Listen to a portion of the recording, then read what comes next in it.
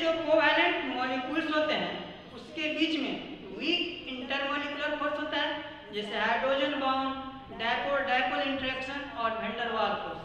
इसके चलते उसका मेल्टिंग पॉइंट और बॉइलिंग पॉइंट कम होता है। लेकिन कुछ मॉलिक्यूल्स हैं जिसका मेल्टिंग पॉइंट और बॉइलिंग पॉइंट आयनिक कंपाउंड से भी ज़्यादा होता है, वो हम जानेंगे रीजन क्या है। लेकिन जनरली जो कोवैलेंट मॉलिक्यूल्स होते हैं उसका मेल्टिंग पॉइंट और बॉइलिंग पॉइंट कम होता है। लेकिन जैसे ये अपना डायमंड है, ये है डायमंड। सबसे पहले आप ये बताइए डायमंड का मॉलिक्यूलर फार्मूला क्या होता है। सबसे पहले डायमंड का सिंपलेस्ट फार्मूला देखिए। डायमंड का सिंपलेस्ट फार्मूला होता है C2 और इसका मॉलिक्यूलर फार्मूला होता है C2N। अब इसमें बॉन्ड देखिए डायमंड में, ये कार्बन है और ये कार्बन है। ये कार्बन इस कार्बन से, फिर ये कार्बन इस कार्बन से ऐसा जुड़ा हुआ है। फिर ये भी कार्बन 4 कार्बन से, फिर ये भी कार्बन 4 कार्बन से जुड़ता जाएगा। ये इसका एक विशाल जेन लाइक स्ट्रक्चर होता है ऐसा। फिर ये कार्बन भी 1 2 3, ये 4 कार्बन से जुड़ेगा। फिर ये कार्बन भी 4 कार्बन से, फिर ये कार्बन भी 1 कार्बन 2 कार्बन, ये 3 कार्बन और ये 4 कार्बन से जुड़ेगा। इसमें इस कार्बन का हाइब्रिडेशन होता है sp3 और ये क्या होंगे टेट्राहाइड्रल होगा। तो ये जो डायमंड है, ये जो डायमंड है, सबसे पहली बात ये है इसमें कोई भी इंटरमॉलिक्यूलर फोर्स नहीं है। सभी कार्बन एक दूसरे से कोवैलेंट बॉन्ड केमिकल बॉन्ड से जुड़े होते हैं और ये बहुत n तक जुड़ता है, अनंत है। इसलिए इसका मेल्टिंग पॉइंट और बॉइलिंग पॉइंट क्या होता है, बहुत ज्यादा होता है और ये होता है हार्डेस्ट ऑन द अर्थ। फिर अगला देखो, अगला मॉलिक्यूल है सिलिका। अगला मॉलिक्यूल क्या है, सिलिका है। सिलिका का मॉलिक्यूल सिंपलेस्ट फार्मूला होता है, सिंपलेस्ट फार्मूला SiO2 और मॉलिक्यूलर फार्मूला होता है SiO2m। यहाँ भी एक सिलिकॉन 4 ऑक्सीजन से जुड़ा रहता है। जैसे देखो इसका स्ट्रक्चर ये है SiO, फिर SiO, फिर ये SI इधर जुड़ेगा, SI इधर से जुड़ेगा, ये SI इधर जुड़ेगा, ये हो गया SiO,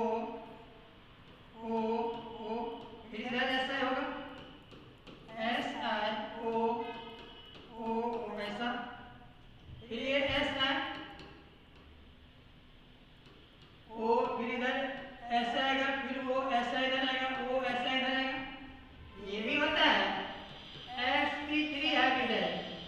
तो देखो यहाँ एक सिलिकॉन 4 कार्बन से जुड़ा होता है, तो तुम बोलोगे SiO2 फार्मूला कैसे हुआ। सिंपली सबसे पहले वो समझो। सॉरी, यहाँ पे भी ऑक्सीजन होगा, यहाँ भी ऑक्सीजन होगा।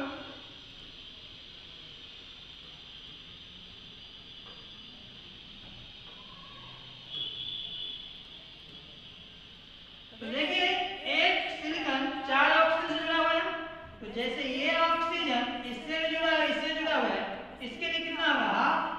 ये ऑक्सीजन इस सिलिकॉन और इस सिलिकॉन दोनों से जुड़ा हुआ है, इसके लिए हाफ हो जाएगा। ये ऑक्सीजन ये 2 सिलिकॉन से, इसके लिए भी हाफ। ये सिलिकॉन इस ऑक्सीजन से और ये इससे भी जुड़ा हुआ है, तो ये ऑक्सीजन इसके लिए भी हाफ होगा। हाफ हाफ हाफ कितना हो गया, 1 1 और ये 2 हाफ हाफ 1 और हाफ हाफ 1। इसका सिंपलेस्ट फार्मूला होता है SiO2 और मॉलिक्यूलर फार्मूला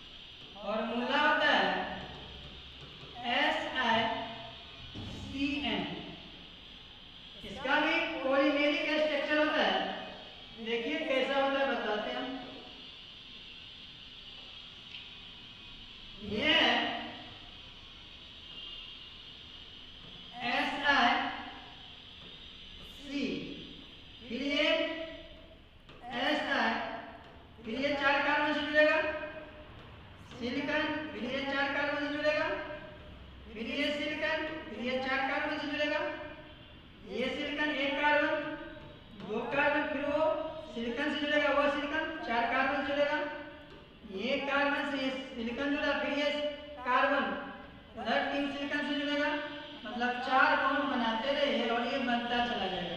तो यहाँ भी कार्बन और सिलिकॉन का हाइड्रेशन होता है sp3 और ये टेट्राहाइड्रल होता है और ये भी होता है इसका पॉलीमेरिक स्ट्रक्चर। इसीलिए जो ये 3 मॉलिक्यूल और एक ग्रेफाइट का मिला दो 4 मॉलिक्यूल, ये ऐसे मॉलिक्यूल हैं जिसमें कोवैलेंट बॉन्ड है लेकिन इसका मेल्टिंग पॉइंट और बॉइलिंग पॉइंट बहुत ज़्यादा होता है due to its polymeric joint like structure. Statement हो गया आपका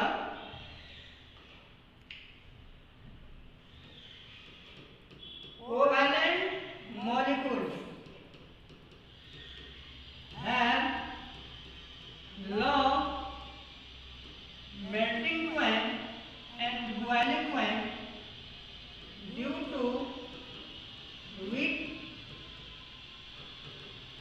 intermolecular force such as hydrogen bond,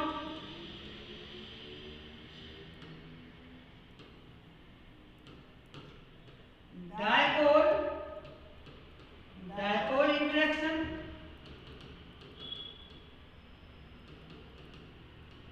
और van der Waals force. Van der Waals force. लेकिन अभी जो हम मॉलिक्यूल पर है इसका मेल्टिंग पॉइंट और बॉइलिंग पॉइंट ज्यादा होता है। क्यों? इसका पॉलीमेरिक स्ट्रक्चर होता है। बट डायमंड ग्रेफाइट का आगे ज्योमेट्री पढ़ेंगे, स्ट्रक्चर पढ़ेंगे। Diamond graphite, silica, silicon carbide are covalent molecule but they have very high MP and BP due to its giant-like polymeric structure। यहाँ पे सबसे इम्पोर्टेंट है ये जो हम मॉलिक्यूल लेके अब इसका स्ट्रक्चर बनाए हैं सिलिका का, डायमंड का और सिलिकॉन कार्बाइड का, इसके बीच में इंटरमॉलिक्यूलर फोर्स नहीं होता है। इसमें सिर्फ केमिकल बॉन्ड होता है, कोवैलेंट बॉन्ड। ये 4 मॉलिक्यूल है जिसमें इसमें तो इंटरमॉलिक्यूलर फोर्स होता है, लेकिन डायमंड, सिलिकॉन कार्बाइड और सिलिका में इंटरमॉलिक्यूलर फोर्स नहीं होता है। सारे क्या होते हैं? केमिकल बॉन्ड होते हैं। वो क्या होता है? Covalent bond. इसे आप एक बार और देख लीजिए। देखिए ये सारे कोवैलेंट बॉन्ड है, ये सारे कोवैलेंट बॉन्ड है।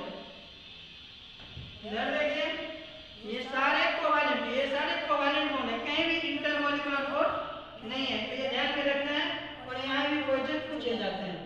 तो ये था आपका कोवैलेंट मॉलिक्यूल का मेल्टिंग पॉइंट और बॉइलिंग पॉइंट। दूसरा पढ़ेंगे सोल्युबिलिटी। दूसरा प्रॉपर्टी क्या है कोवैलेंट का? Solubility.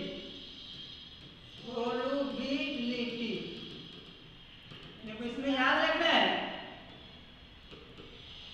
Like dissolve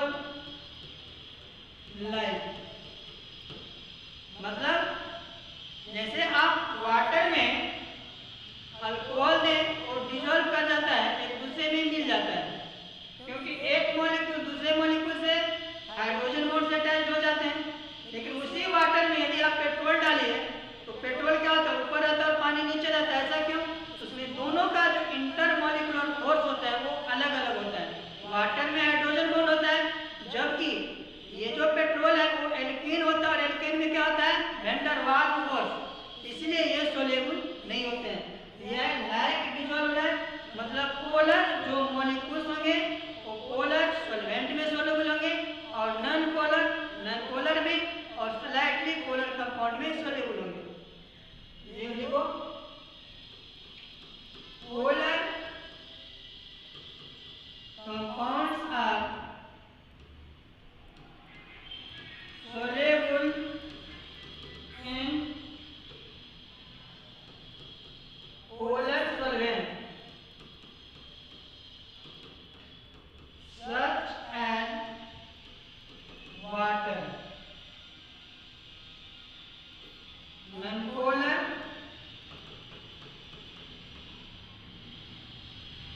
molecules are soluble in non-polar solvent such as non-polar solvent, यहाँ पे और लिख सकते हैं और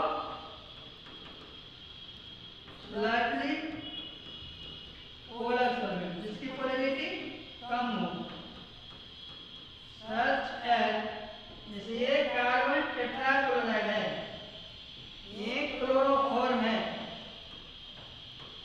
ये बेंजीन है, ये साइक्लोहेक्सेन है,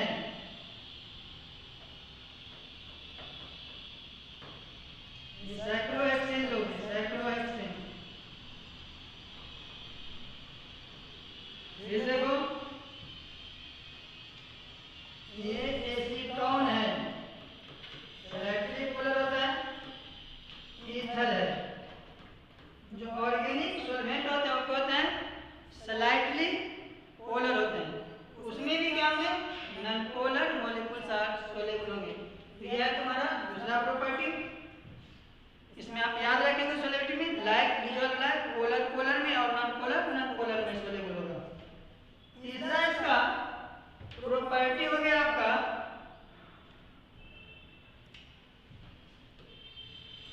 इलेक्ट्रिकल कंडक्टिविटी, इलेक्ट्रिकल कंडक्टिविटी। तो सबसे पहली बात जैसे वाटर है, HCl है, ये सब इलेक्ट्रिक का कंडक्टर होगा या नहीं होगा? नहीं होगा।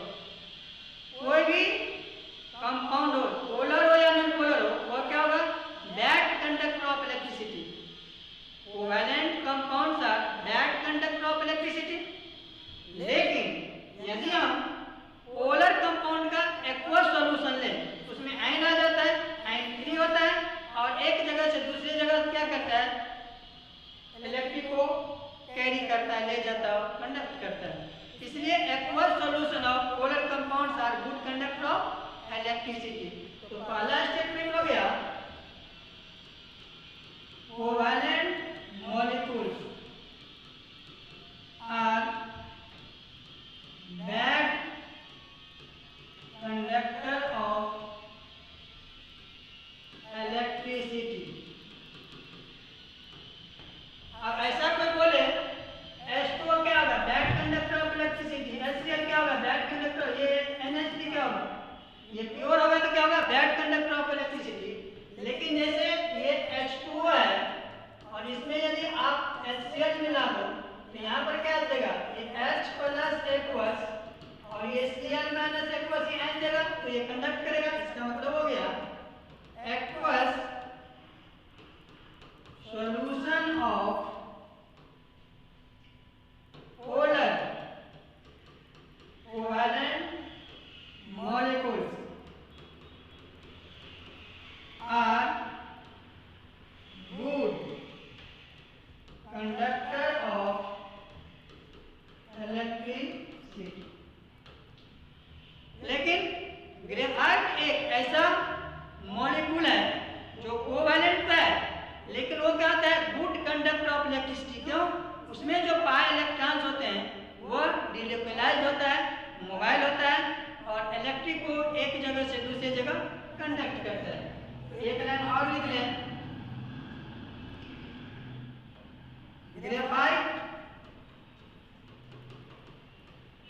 although a covalent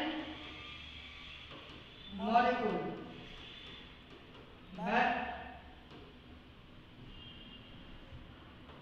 it is good conductor of electricity due to mobile, इसी को बोलते हैं डीलोकेलाइज बोलेगा मोबाइल पर इलेक्ट्रॉन्स। ग्रेफाइट क्या होता है? एक कोवैलेंट मॉलिक्यूल होता है, लेकिन इसमें जो पाई इलेक्ट्रॉन्स होते हैं वो फ्री होते हैं और इलेक्ट्रिक को एक जगह से दूसरी जगह कंडक्ट करता है, इसलिए ग्रेफाइट होता है गुड कंडक्टर ऑफ इलेक्ट्रिसिटी होता है। तो ये था आपका तीसरा प्रॉपर्टी, और ये चौथा और लास्ट प्रॉपर्टी आप पढ़ेंगे। अच्छा, एक चीज यहाँ पे देखिए, H2O liquid that conductor of electricity, HCl liquid that conductor of electricity, HCl gas that conductor of electricity, HCl aqueous, ये सब बैड होगा और ये होगा गुड कंडक्टर ऑफ इलेक्ट्रिसिटी। मतलब पोलर कंपाउंड का जब एक्वस सॉल्यूशन है तो आपको ध्यान में रखना है वो क्या होगा? Good conductor of electricity. और लास्ट इसका प्रॉपर्टी है directional nature, directional nature of covalent molecule.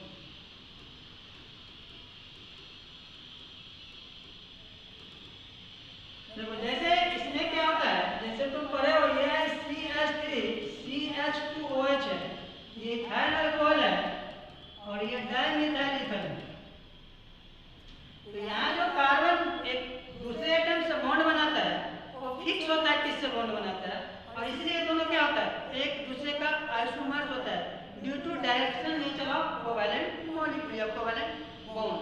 तो देखो कोवैलेंट molecules are directional